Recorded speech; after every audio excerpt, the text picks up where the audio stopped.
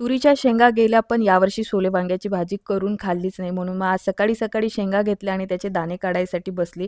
कारण मला आज सोले वांग्याची भाजी आणि रोडगे बनवायचे होते. जी विदर्भातली आहे त्यांना माहिती आहे ही भाजी किती टेस्टी आणि किती फेमस आहे विदर्भातली. ही भाजी कशी बनवायची ते मी तुम्हाला सांगते.